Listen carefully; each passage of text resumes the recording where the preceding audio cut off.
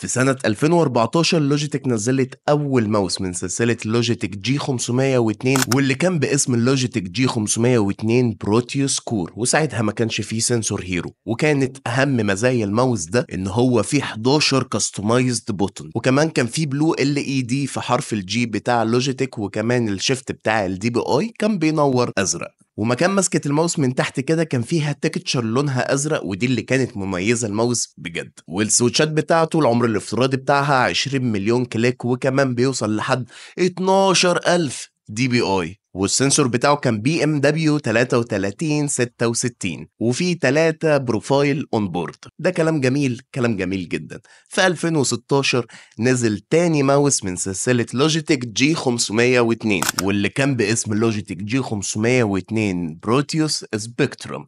والفرق الجوهري ما بين اللوجيتك الجي 502 كور والسبيكترم ان السبيكترم بقى فيه RGB تقدر تغيره مكان ال LED، وكان لسه بيستخدموا فيه نفس السنسور اللي هو BMW 3366. وندخل على 2018 بتالت ماوس في السلسلة ألا وهو لوجيتك جي 502 هيرو، وده كان النقلة النوعية للماوس. سنسور أقوى بيشتغل على كل الأسطح تقريبا، بما فيهم لو ماوس باد لونها أبيض أو كشكول لونه أبيض، لأن دي كانت مشكلة في السنسور اللي قبليه. وكمان الديزاين بتاعه اختلف شوية في شكل ال RGB، والكابل بتاعه بقى أرفع وأمتن في نفس الوقت. وبالنسبة لوزن الماوس فهو كان 120 جرام، ومعاه 18 جرام زيادة تقدر تركبهم، ويبقى توتال الوزن بتاع الماوس 138 جرام. والماوس ده بجد عمل طفره في عالم الجيمنج، بقى الناس كلها بتشتريه. لوجيتك تسكت على كده؟ طبعا لا، تنزل في 2019 بماوس جديد من نفس الفئه،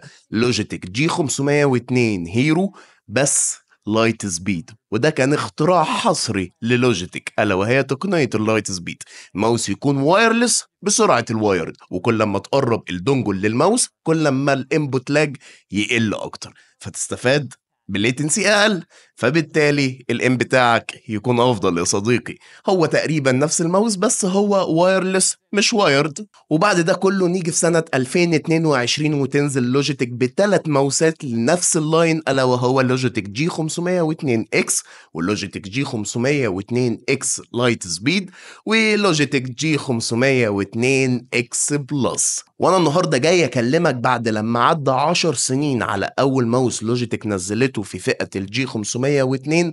والنهارده هنتكلم تحديدا على الجي 502 اكس بلس، بس مش اي نسخة، نسخة ال10 سنين. والنسخة دي ما بتفرقش اي حاجة عن اللوجيتك الجي 502 اكس بلس غير السكن بتاعها. فروح هات لك حاجة تشربها على طول ويلا بينا نتكلم عن الماوس مع بعض. ولو انت اول مرة تتفرج عليا فانا احمد عارف، ودي سيجما كمبيوتر. بالمناسبة ما تنساش تعمل لايك وسبسكرايب وكل الكلام ده.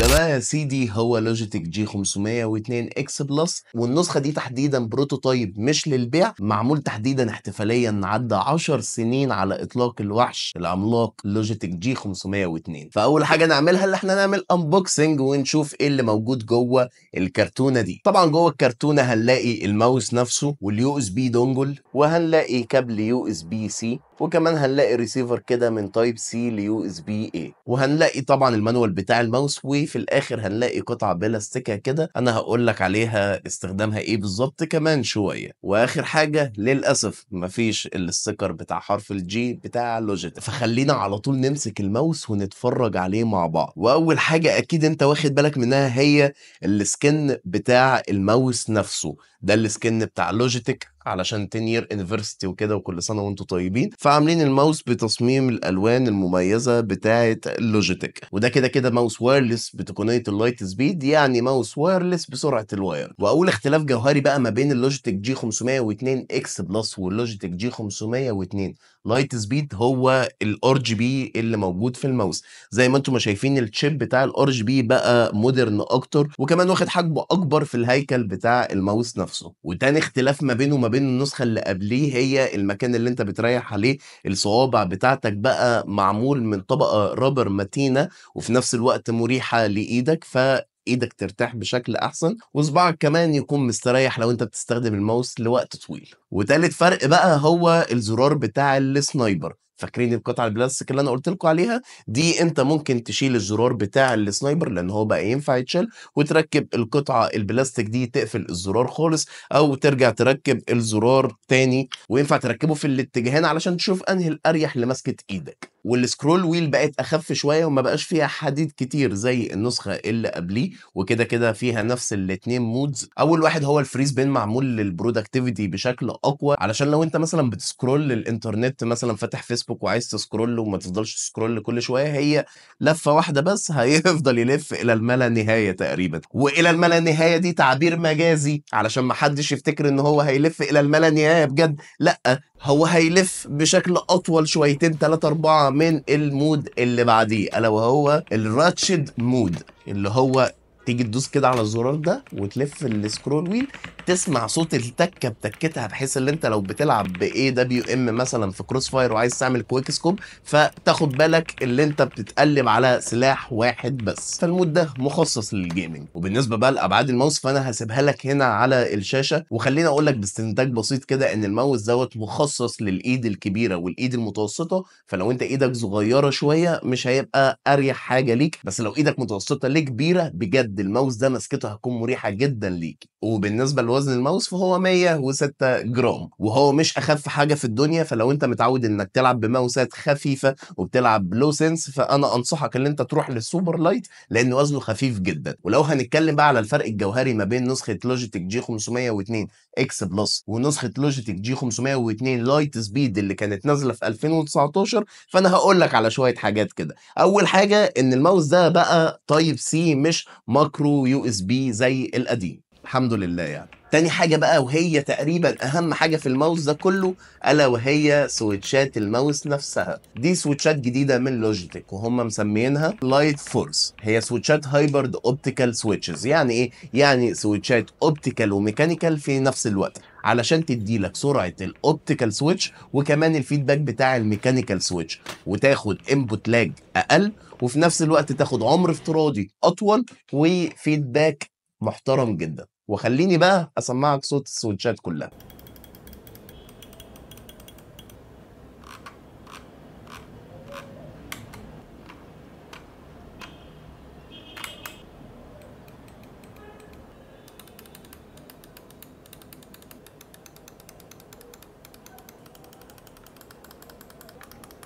وحاجه كمان حابب امنشنها ان السنسور اللي موجود في ماوسات لوجيتك جي 502 اكس كلها، سواء اكس عادي او اكس لايت سبيد او اكس بلس، هو سنسور هيرو 25 كي بيوصل لحد 25000 دي بي اي. والمفروض ان الماوس ده بقى اسرع بنسبه 68% من الماوس اللي قبليه اللي هو نزل في 2019 الجي 502 لايت سبيد. انا ليه بقول المفروض؟ انا بقول المفروض لان انا ما جربتش الماوس اللي قبل كده، بس لو الاتنين نفس السنسور فاكيد الفرق في السويتشات اللي هو اللايت فورس سويتشز ممكن تكون هي اللي عامله الفرق ده، لان الزرار بقى اوبتيكال اللي هو بقى ليزر يعني، فوانس اللي انت بتلمس الزرار هو بياخد الريسبونس على طول في نفس الملي ثانيه. فانا بقول المفروض لان انا ما جربتش الماوس اللي قبليه. وبالنسبه لبطاريه الماوس ده فلو انت قافل الار جي بي هيقعد معاك لحد 120 ساعه، ولو انت فاتح الار جي بي فهيقعد معاك بحد اقصى 37 ساعه تقريبا. مع ان النسخه الثانيه اللي هي الجي 502 اكس لايت سبيد اللي هي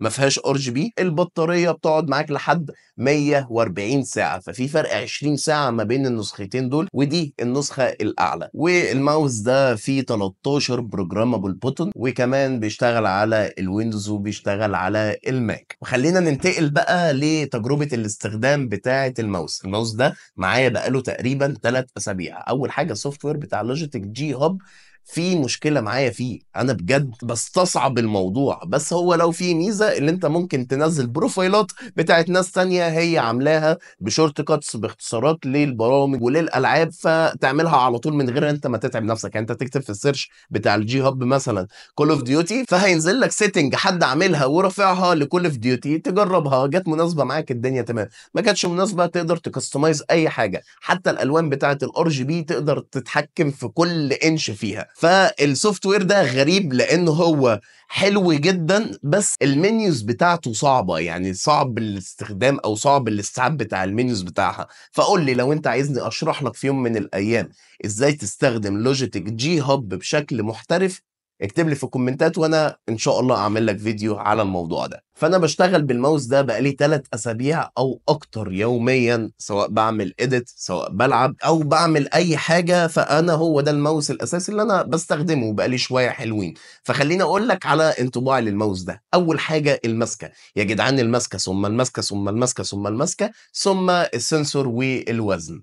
السنسور شيء مهم والوزن شيء مهم، بس انا شايف ان الماوس لو مسكته مريحه لايدك انت هتعرف تعمل بيه كل حاجه. فده ماوس مريح جدا، وكمان بيفكرك كده بالجيل بتاع الطيبين. اول ما ال 502 هيرو بقى موجود في السوق المصري كله، بقى كله تقريبا معاه 502 هيرو. ممكن يكون احنا ما شفناش الكور والسبيكترم بشكل كبير، بس شفنا الهيرو بشكل كبير جدا. فلما تلاقي الماوس الهيرو بقى بوزن اخف نسبيا، 106 جرام، وزن مرضي جدا للاستخدام وللجيمنج وكل الكلام ده، فالموضوع بالنسبه لي كان مرضي. زي ما قلت لكم، هي المشكله الوحيده اللي معايا مع لوجيتك هي السوفت وير بتاعها بجد مهلك. والمشكله الثانيه اللي هي لما تشغل الار جي بي الماوس بيقعد 37 ساعه كحد اقصى. وعارف انت 37 ساعه دي انت بتستخدم الماوس في يومك ممكن 9 10 ساعات، فانت ال 37 ساعه دول في يومين كل شويه بتشحن الماوس. فاللي هو هقفل الار جي بي وخلاص بقى.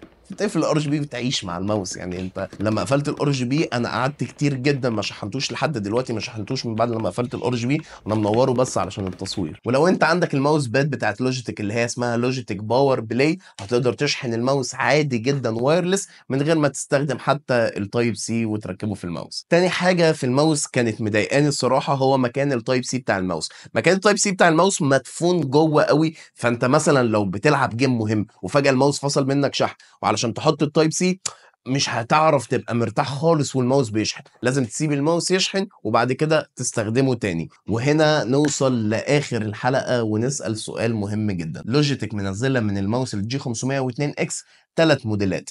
واحد جي 502 اكس عادي اللي هو بيجي بسلك، واحد جي 502 اكس لايت سبيد اللي هو نفس الماوس ده بس معلهوش السكن كده كده ومن غير ار جي بي، وزنه اخف 4 جرام وبطاريته بتقعد عمر اطول 20 ساعه. واخر نسخه الا وهي الجي 502 اكس بلس اللي هي اخت اللي معايا دي بس من غير سكن. النسخه ال 502 اكس بلس هي الفلاج شيب، هي اعلى نسخه. الفرق ما بينها وما بين ال 502 لايت سبيد في الفلوس كتير شويه، على ان الفرق ما بينهم اصلا في الاستخدام ان دي فيها ار جي بي والتانيه ما فيهاش ار جي بي. فانت قول لي في الكومنتات لو انت هتشتري ماوس من السلسله الجديده ايه هيكون الماوس بتاعك، سواء 502 اكس او 502 اكس لايت سبيد او 502 اكس بلس. وقول لي برضو ليه، وقول لي ايه الحاجات اللي عجبتك في الماوس وايه الحاجات اللي ضايقتك من الماوس. ولو انت لسه بتتفرج لحد دلوقتي فاعرف انك محترم ومتربي وشبعان وابن ناس. واخر حاجه حابب اقولها، انا احمد عارف ودي سيجما كمبيوتر. شوف الفيديوهين دول هيفيدوك جدا. سلام.